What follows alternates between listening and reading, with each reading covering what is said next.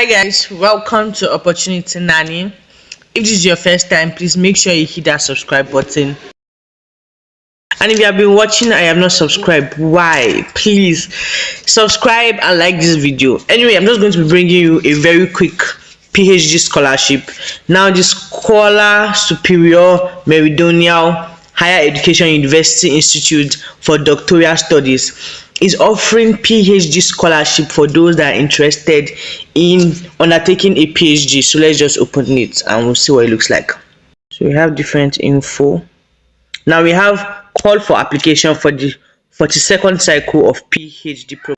Once you click on the link, it's going to take you here. So this is the call for application for the 42 cycle of PhD program, and the deadline is August 27th, 2026 at 2 p.m. What do? These are the attachments. So you can call for application PhD 42nd cycle. This one is in English. The first one is in Italy or Italian language. So this is our call for application. I already told you about the deadline. Now this is just the acronyms, the title of the program, information about the PhD course, the number of scholarship offered, the coordinator in charge that you can reach out to. See the email address you can reach out to if you have any questions, and also the web page. So you can copy this link and check the web page to see if you are interested in that program. So you can see different Asian Mediterranean, clinical and translational oncology. The number of scholarship are like five. Most of the program duration is for about 4 years. So you just pick the one you want. So I'll be picking global history and governance. It's a 4-year PhD program and the number of scholarship is 5. And this is the coordinator in charge. So I'll just click on the web page and open the web page. So I'll just click copy link and I'll go and paste it.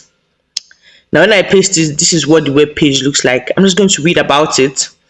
Read about everything about the PhD, what it stands for, the admission. The admission to this PhD is based on qualification, research projects, interview, and if you have a master's degree or equivalent, you are invited to apply. You look at the coordinator, PhD alumni that have done this course and have left, the current PhD students. You can check them out. In fact, if you even have any questions, you can check them out on LinkedIn and even ask them if they will answer you for any questions about the application. Now we go back to the call documents. So I already know that I want to apply for this. What do? I scroll down. Now before I scroll down, let me tell you what this scholarship covers. So you not be wondering that is this scholarship even worth applying for?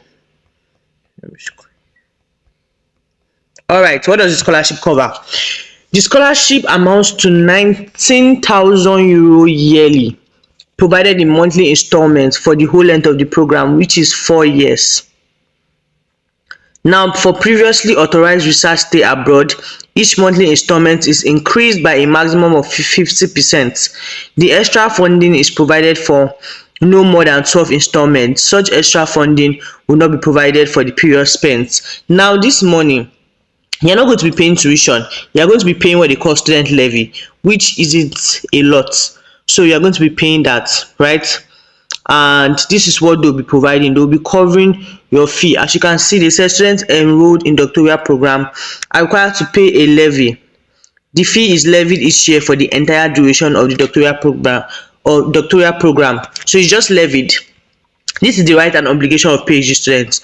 So you can read about it and just what it means. But let's scroll back up and see how to apply if you are interested in applying. Now, how do you apply for this? In order to apply for this, you're just going to click on this application website. I'm going to be showing you that. They're telling you that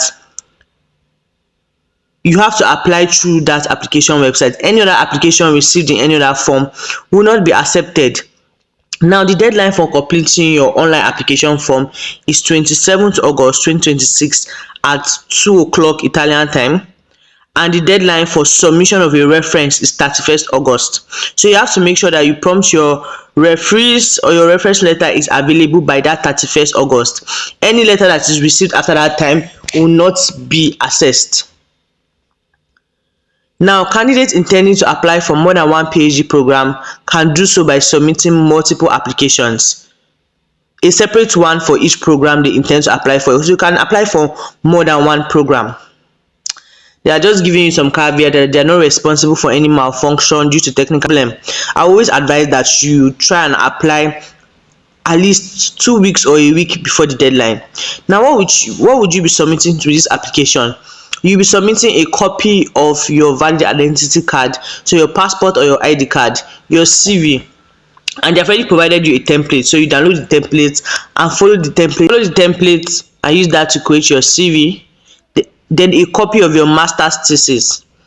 It should be maximum of 15 words or 9,000 characters. You can also submit an extended abstract if it is your thesis is longer than that.